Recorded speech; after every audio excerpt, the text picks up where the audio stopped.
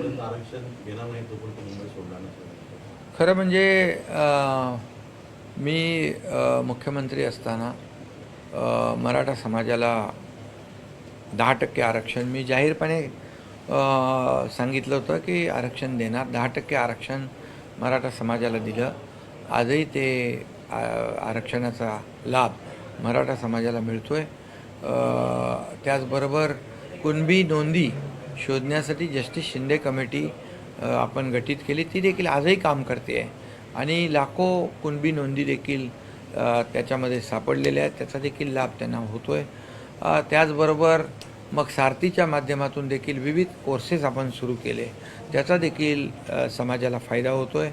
अण्णासाहेब पाटील आर्थिक विकास महामंडळ जे आहे त्या माध्यमातून देखील जवळपास हजारो तरुणांना रोजगारासाठी आपण बिनव्याजी कर्ज, जे 10 लाखाची मर्यादा होती ती 15 लाख रुपये आपण केली, ते देखील आपण तो लाभ त्यांना देतो आहे. आणि त्याचबरोबर हॉस्टेलचा विषय आहे. हॉस्टेलचं देखील जे काही आपण हॉस्टेल जोपर्यंत त्यांना मिळत नाही, काही ठिकाणी हॉस्टेल उभी राहिली, ज्या ठिकाणी हॉस्टेल उभी नाहीत त्यांना दर महिन्याचं भाडं देखील विद्यार्थ्यांना आपण देतो. अशा अनेक योजना आपण म्हणजे आज याच योजनांमधून UPSC MPSCमध्ये मुलं पुढे जात आहेत आणि स्वतःच्या पायावर उभं राहत आहेत, रोजगार मिळतो आहे. त्यामुळे शासन म्हणून आम्ही जे जे काही प्रयत्न केले 2.5 वर्षामध्ये ते तर मराठा समाजासमोर आहेत. आणि पूर्वी 2016मध्ये 17मध्ये देखील देवेंद्र फडणवीसजी जेव्हा मुख्यमंत्री होते त्यावेळेस देखील मराठा समाजाला आरक्षण दिलं होतं आणि मराठा समाजाला आरक्षण दिलं ते हायकोर्टामध्ये टिकलं देखील.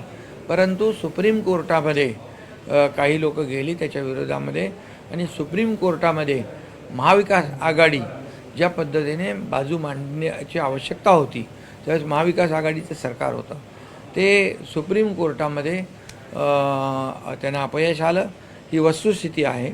आणि ज्या पद्धतीने त्या आरक्षणासाठी प्रयत्न करायला पाहिजे होते, लक्ष द्यायला पाहिजे होतं, दुर्दैवाने तशा प्रकारचं ते झालं नाही.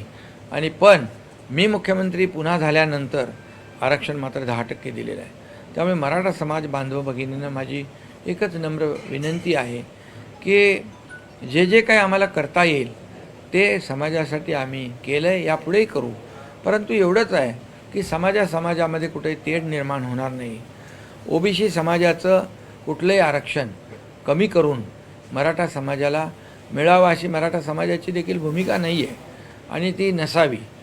परंतु मराठा समाजाला म्हणजे कुणाचंही आरक्षण, OBC समाज असेल, इतर कुठलाही समाज असेल, त्यांचं आरक्षण कमी करून कुठल्याही समाजाला म्हणजे याचं काढून त्याला देणं हे खरं म्हणजे करताही येणार नाही. पण मराठा समाजाला जे जे काही करता आलं ते केलं आहे. यापुढे देखील त्यांनी जे योग्य आहे, जे आपल्याला कायद्याच्या चौकटीत बसून जे देण्यासारखं आहे, कायद्याच्या चौकटीमध्ये नियमामध्ये बसून आपल्याला जे काही न्याय आहे मराठा समाजासाठी ती देण्याची भूमिका सरकारची आजही आहे. आणि म्हणून अनेक योजना ज्या OBC समाजाला जे काही फायदे मिळत आहेत ते देखील मराठा समाजाला आर्थिकदृष्ट्या ज्या माध्यमातून आर्थिक मराठा समाज जो आहे आर्थिक आणि सामाजिक मागासलेला आहे, त्यामुळेच आपण मराठा समाजाला आरक्षण 10% दिलं आहे आणि ते पुढे देखील टिकवलं पाहिजे ही सरकारची भूमिका आहे. आणि त्या उपर देखील ज्या ज्या काही सूचना येतील त्या सूचना देखील सरकार लक्षात घेईल. परंतु जे योग्य आहे, कायदेशीर आहे, जे नियमात बसणार आहे, अशा प्रकारची जी काही मागणी असेल त्या बाबतीत सरकार आजही सकारात्मक आहे. आमची देखील आणि मुख्यमंत्री महोदयांची आमची चर्चाही झाली की जे काही देणं शक्य आहे पण कायद्याच्या चौकटीत बसून, नियमामध्ये बसून, कुणाचंही आरक्षण कमी न करता, कुणाचंही नुकसान न करता जे जे काही देणं शक्य आहे त्याच्याबद्दल सरकार सकारात्मक. रंगेचं म्हणणं आहे की गोळ्या झाडल्या तरी हटणार नाही, मात्र एकच दिवसाचं त्यांना आंदोलन करण्यासाठी मुभा देण्यात आली आहे.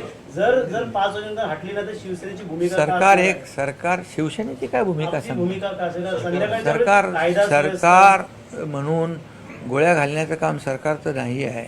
हे सर्वसामान्यांचं सरकार आहे, सर्वसामान्यांना न्याय देणारं सरकार आहे. म्हणून तर मी सांगतो ना की जे आम्ही दिलं ते जे आज टीका करतायत त्यांनी टिकवलं नाही. त्यांची भूमिका त्यांनी स्पष्ट केली पाहिजे की काय भूमिका आहे तुमची यांच्या आंदोलनावर. आणि जेव्हा आम्ही बैठकीला बोलवतो, जेव्हा मी मुख्यमंत्री असताना, तर बाहेर तर खूप काय बोलतात, समाजाला पाठिंबा आणि बैठकीला येत नाहीत. ही असली दुटप्पी भूमिका का घेता? जी भूमिका आहे ती स्पष्टपणे घ्या. आणि म्हणून मराठा समाजाला न्याय देत असताना सरकार त्यांच्यावर कुठलाही अन्याय करणार नाही किंवा मराठा समाजाला न्याय देत असताना इतर कुठल्याही समाजावर अन्याय करणार नाही.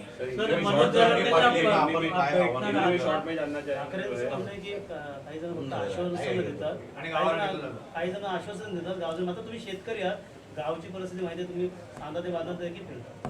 अरे जे आरोप करतायत त्यांनी पहिलं स्वतःच्या गिरेबांमध्ये झाकून बघावं. आम्ही दिलेलं आरक्षण, महायुतीने दिलेलं आरक्षण, ते मुख्यमंत्री असताना टिकवू शकले का दुर्लक्ष केलं? मग मराठा समाजाबद्दल किती तुम्हाला कळवळा आहे, किती तुमची भूमिका दुटप्पी आहे. मराठा समाजाचं आंदोलन लाखांचं झालं त्यावेळेस कोणी टीका केली होती सामनामधून, कोणी टिंगल केली होती? आणि म्हणून त्यांना तर बोलायचा नैतिक अधिकारच नाही आहे. त्यांनी तर ते आरक्षण टिकवलं नाही जे देवेंद्र फडणवीस साहेबांच्या काळात दिलं गेलं होतं.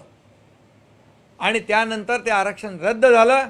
मी मुख्यमंत्री झाल्यानंतर महायुतीने आम्ही पुन्हा 10% आरक्षण दिलेलं आहे. जे आम्ही बोलतोय ते करून दाखवतो. बोलायची पण हिंमत दाखवतात का ते? त्यांनी फक्त निवडणुकीची मतं घेण्यापुरतं ते राजकारण करतात. या ठिकाणी 5,000 अधिसंख्य पदं, 5,000 लोकांना नोकऱ्या देण्याचं काम कोणी केलं? हिंमत आम्ही दाखवली. त्यावेळेस देखील मुख्यमंत्री असताना का हिंमत दाखवली नाही आता जे आरोप करतायत त्यांनी? आणि म्हणून त्यांनी आमच्यावर बोलण्याचा नैतिक अधिकार त्यांना नाही. ते सपसेल या मराठा समाजाच्या न्याय हक्कामध्ये अपयशी ठरलेले आहेत. चला, धन्यवाद.